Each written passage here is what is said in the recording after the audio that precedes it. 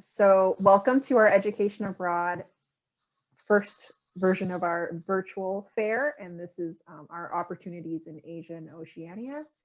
We'll have some time in the end to, if you have any questions, and we're just going to go through kind of programs we have to offer in Asia and Oceania, and next steps. So, yes.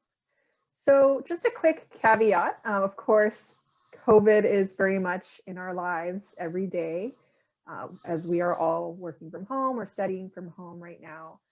And so we know it's very scary. We're, on the edge of our seats every day, kind of waiting in anticipation to seeing when the world will open up again. So we are in touch with all the different program providers that we have on this presentation today. And we're well aware of kind of what safety precautions and risks there are to traveling. So, we're still going to plan for the future. The world is not on pause. You can plan for the future still. So, welcome. So let's think about why we want to study in Oceania or Asia. So Asia covers about 60% of the world's population, lots of different traditions and cultures and religions, mainly China, India, and Indonesia.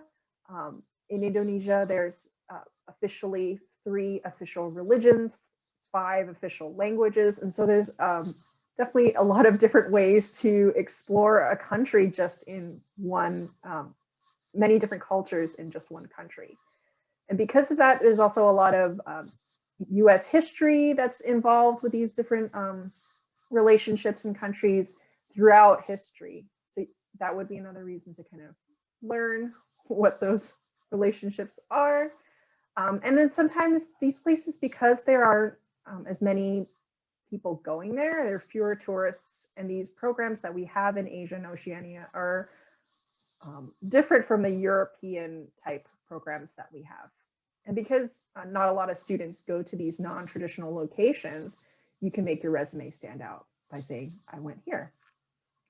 There are also many non-traditional study abroad scholarships that are available there, mainly because providers are hoping to get more students to go to these locations.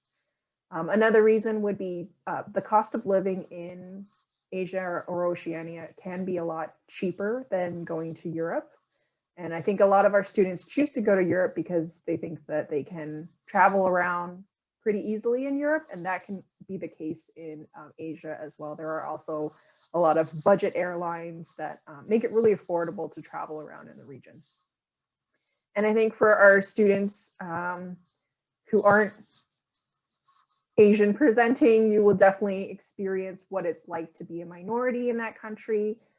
You'll kind of gain perspective on that and be able to bring that back to the US and kind of understand perhaps even the dilemma that's going on even in the US today. So we have a variety of different program types. So the first one is a local university type, where you would go to a university and take your courses, much like you would at Seattle U, of course, in person, hopefully. And we have some examples of that. So the first one is with Arcadia, and your courses would be at the University of Auckland. Of course, in Auckland, New Zealand, there are no language prereqs because everything will be in English. This does have an additional program fee of $12,000. We'll explain it more in our info sessions and our group advising sessions. So this is just an idea of what to expect if you were to look into this particular program. So courses are open to all majors. Just because you're at a local university, all the courses are in English. And some of their top subjects are education, sports and exercise science, engineering, and psychology. So for students who are perhaps STEM focused, this could be a great way if you're at a local university to get your requirements. Let's say like your chemistry series, it's not as interrupted just because you're going to a local university that's English focused. So that's a great way to continue your progress without being interrupted, but still be able to go abroad. With this particular program, housing would be with student housing. So you'll be with other study abroad students. And then they also include excursions as well. So with Arcadia, the study abroad students would get to go on day excursions. They would take you for surfing lessons and cave exploring. And because you're at a university, you're able to join the local club. So if you want to try rugby or cricket, that's definitely a way to go. And now we head to Korea. So Korea is one of our exchange programs. So we receive students from Sogang University, and then we send students to Sogang. And all their classes are taught in English, except for the languages, of course, and you're able to take Korean language if you want, and then you can take other classes as well. Because this is an exchange program, there is no program fee, but housing you would pay Sogang University their housing fee. And the type of housing they would have is student dormitories, and then you can also ask for a homestay if you would like to stay with a local Korean family to learn more about how the Korean culture is in the day-to-day. So this is a great one for students who are in businesses and political science. We have had computer science students go here as well to complete some of their computer science courses. And UCOR Module 3, they have quite a few courses that you can take there as well. So looking at your program evaluation to see what kind of courses you have left to take. UCOR Module 3 is in a global focus, so they have a lot of courses here in Sogang. And then they have Sogang Exchange Buddies. So they'll go on field trips with you, do some language exchange. This particular program does require a little bit more independence just because you're going to a university directly, whereas the other one, a study abroad provider is there to kind of assist you with many things. So again, we will go over this information in our info session and our group advising. So don't worry about the details. This is just an example.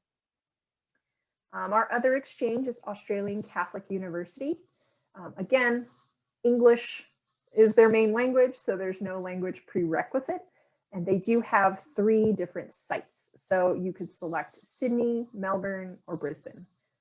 Some of our students who are Australian students that come to Seattle U say that Brisbane has like a Seattle feel to it. So once our Australian students start coming back to Seattle, you can kind of make friends. And then by the time you go abroad, you would have friends in that particular location. Or if they're from Sydney, you can travel to Sydney and vice versa. So that's the great thing about our exchanges, is that you already get to meet the students here in Seattle before you go abroad. Again, this one does not have a program fee because it's an exchange program, but housing you would be paying Australian Catholic, or they have third-party housing providers that Australian Catholic University recommends students stay at. So they would assist you as well, but that fee would be paid to them. You can arrange a homestay and you can arrange a kind of student residence accommodations. Again, because this program is all in English, it's open to a lot of majors. So we've had students who've just gone for maybe the majority of their UCOR courses and then 1 or 2 of their major or minor electives. But Australian Catholic is famous for their sports and exercise science, psychology, and education courses. And because you're at the local university, they have lots of clubs, much like Seattle University, and they also have inter-university competitions as well, so you can join that. Australian Catholic, because they are on the bottom hemisphere, the southern hemisphere, their classes start in July. So the option would be to do a July school and then continue your courses into August, and then up to November is kind of their term. It's their term. And Australia also allows students to work outside of school. So if you are thinking you still need to find funding, Australia would be a good one to do because you can study and work at the same time. Great. And now the second type is the program, is the Study Abroad Center. So these are hosted by study abroad providers that are there to assist you, and they host most of the classes. So this one, USEC Chiang Mai, in Chiang Mai, Thailand, there's no language requirement because all the courses are taught in English. There is a like a beginner's survival Thai that you can take, but you are not required to take that language. This is a $0 program fee, and it includes housing, which is a very affordable program. And USAC has a center in Chiang Mai University, so you still have to don the Chiang Mai University uniform to go to class, which our students love. It was really cute to see a photo of them. And then their housing is in a dormitory. And so these are just types of courses that they would take. Many of our students are able to do some of their UCOR courses for this one, and then maybe like 1 or 2 for their major and minors. And you can also participate in an internship kind of within your particular field, so that you can also add that to your resume as well. And then USAC organizes excursions. So they do a temple tour, they go to northern Thailand. So there's a lot of different options with this one as well. Next is USAC in India. We haven't seen as many students go to this one. This one is also a very affordable program. It's a $0 program fee. All the classes are in English, so there's no language prereq. Again, you can take an intro to Hindi to kind of survival, be able to, bargain and negotiate in Hindi with the locals. You can take the religion class and whatnot. And because USAC again is organizing this, they take you on excursions. And there are also some non-credit classes, so you can do yoga and cooking and some Bollywood dancing. And again, traveling around Asia is really affordable. Next is the Beijing Center. The Beijing Center is also affiliated with the Jesuit education, and so they have a great organization there. This particular program does have a $6,000 program fee in addition to tuition. It doesn't have a language requirement, so if you are interested in completing your arts and sciences language requirement, you can do that here and do courses for your UCOR courses as well. They are in affiliation with the International Business of Economics, UIBE, so that's at their local camp. So they have a floor in a building on that campus. So you're still with Chinese students, university students, and then they place you into the international student resident housing. So you're with not just American students, but international students from all over the world that go to UIBE. So many UCOR type courses, business courses. We've had students who've done internships during that time as well, and very fruitful experience.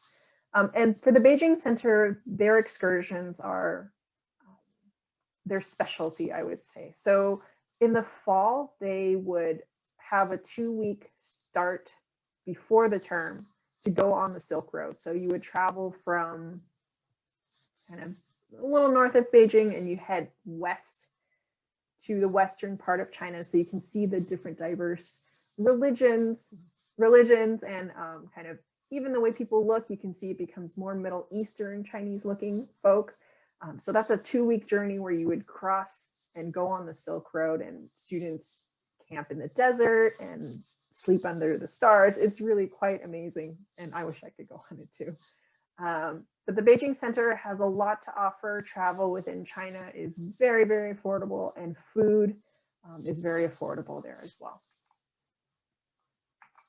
The next is our experiential and field studies. So increasingly, we've seen students who want that hands-on experience in either research or internships. And so we've classified that as experiential and field studies. So we have 3 examples here. The first one is in Ho Chi Minh, Vietnam. There are no language requirements. It is a $12,000 program fee in addition. But because SIT is specialized in these experiential and field studies, they have to, there aren't centers just like everywhere. So they need to kind of build up their network within these different cities. So you're at a homestay, you're staying with families from the local region, and you're taking specific courses.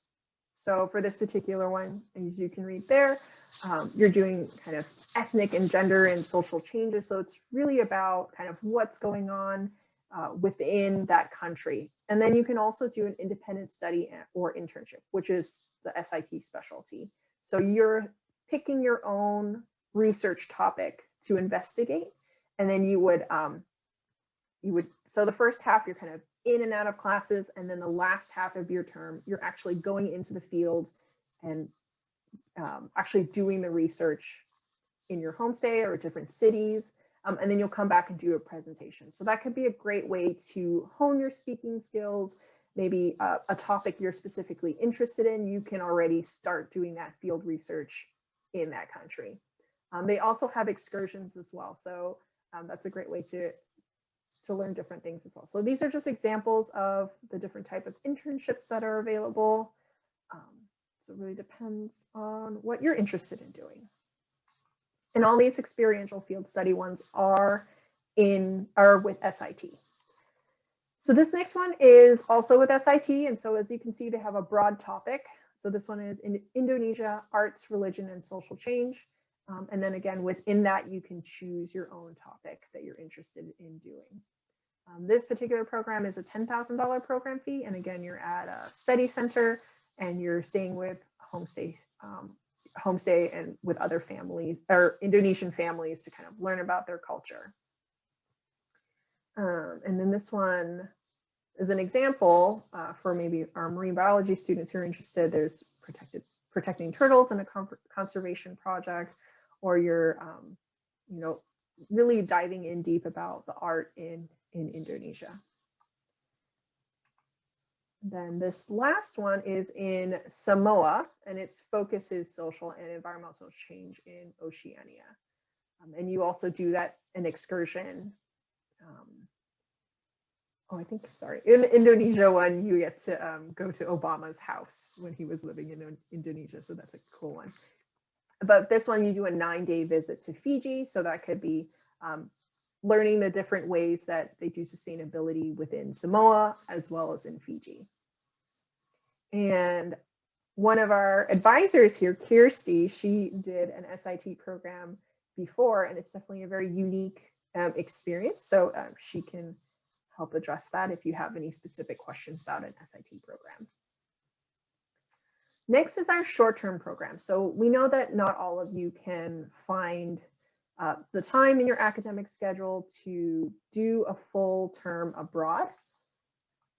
So we have some short-term programs that are SU faculty design. So one of them was in China, and then they go from Beijing to Shanghai to Hong Kong to kind of learn about business practices within China. Ooh, that was a lot. Okay, so now scholarships. So because there are program-specific scholarships, it would be, if let's say you decide to apply to SIT, there would be SIT scholarships. There are UTAC scholarships. There's also national need-based scholarships available out there, so we're happy to talk about that. And then diversity scholarships as well. And then students who are interested in maybe focusing on their language, their minors, or their arts and science requirement, there are language scholarships available as well. So Kirsty and I are happy to talk about the different ways to find funding for your program. And there really are a lot out there. Ooh. So the Gilman is for Pell Grant recipients. And so we just recommend you plan early, just because these scholarships all have different deadlines. And we'll go over this in our info session and our group advising as well. So the next step is to attend an info session. And we'll have, if Kirsty, you can put our website link on the chat, you can find ways to make that appointment. And then the next one would be to meet with either me or Kirsty. I work with students with the last names M through Z, and Kirsty works with students A through L. And so you can meet with us to talk about your specific interests and whatnot. And we recommend talking to your academic advisor as well, so you kind of can map out when you want to go abroad and kind of also think about maybe the scholarship fundings and whatnot. So we recommend students really plan out in advance. So if you decide to go abroad next academic year, 2021, 1 to 2022. Our application deadline for our SU sponsored and exchange is February 1st. There's plenty of time for now, but it creeps up really quickly. So start that info session sooner, and then meet with us sooner so that we can have a plan of action.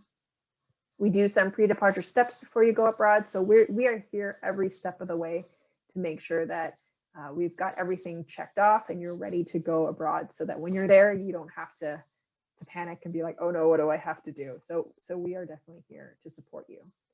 Then you go abroad. Hopefully the world is open again. And then you come back, and then maybe you want to go again.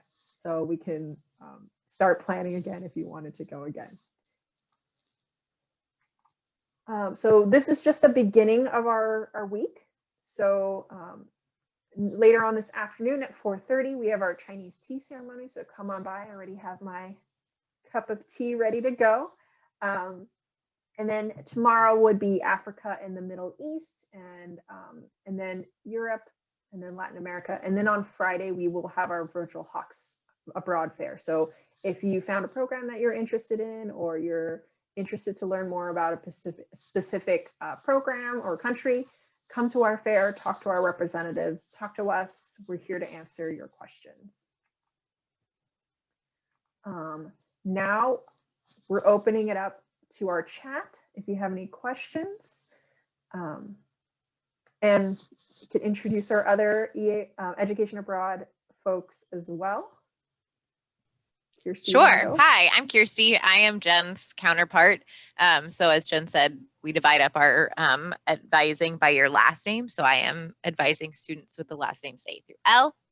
And happy to chat about programs all over, with programs in Asia and Oceania. Like Jen said, I did a program not in Asia and Oceania, but through SIT, which we have a lot of programs in Asia with SIT. So if you have questions specifically about that, like what an independent study looks like, research, I'm happy to answer those questions.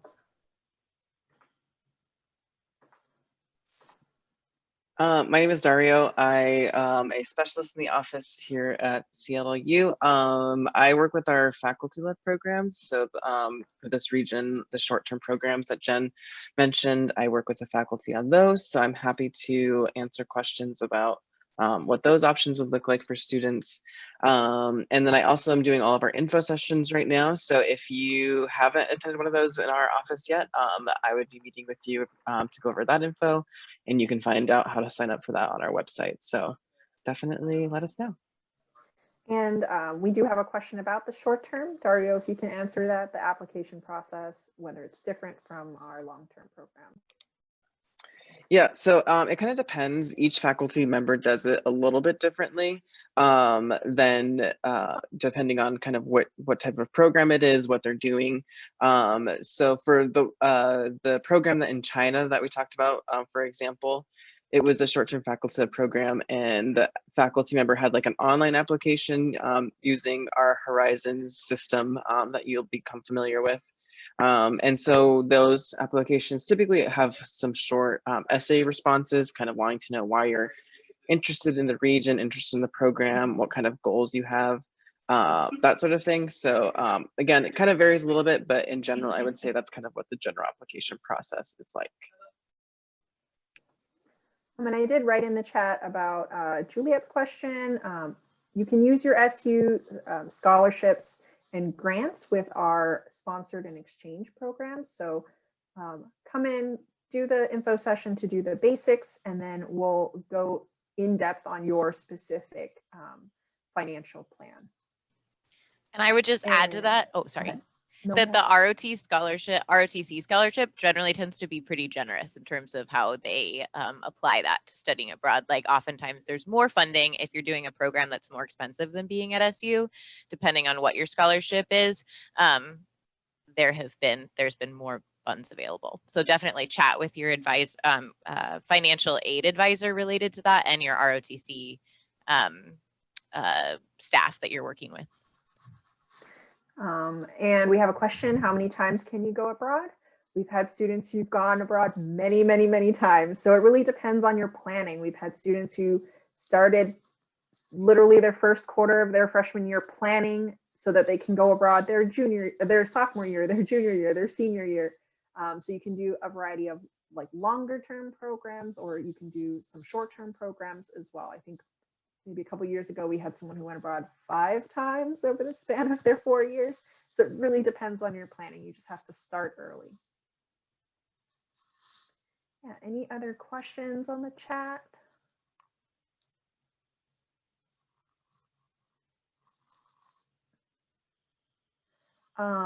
So the only internship opportunity, I believe, is in Brisbane.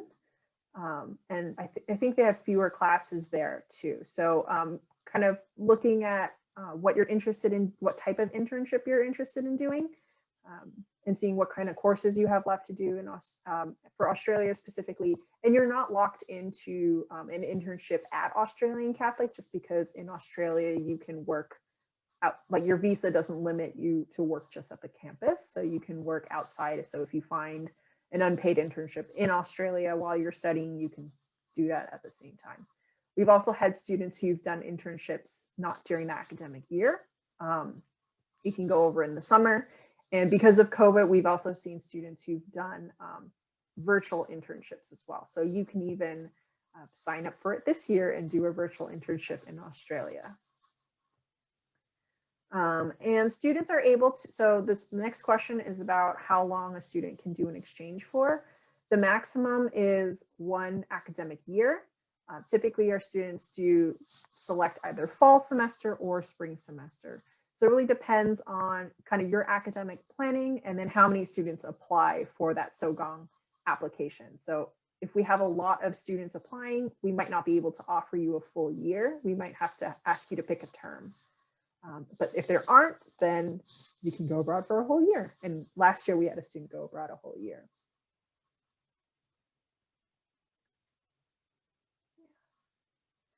And for our professional staff who've joined us today, tomorrow we have an advisors session. So please come join us for that in the morning. Any other questions? We're super excited that you are all here today. This is definitely a first start for us doing virtual anything really. So thank you for your participation. Come to the other events as well. We'll have alumni come. Our alumni for Asia and Oceania, we're busy today. So we'll have alumni in the other panels so you can ask them questions as well. But we're really excited. We have the tea ceremony, we have some cooking classes, we have some dance demonstrations. So even if you're not super interested in this particular region, come and learn something about China or Ghana. And there will be some alumni at the tea ceremony as well. Yeah. So thank you again. Any last questions? We're here to assist you even after this session as well. So thank you again for attending and have a nice day. We'll see you at the tea ceremony.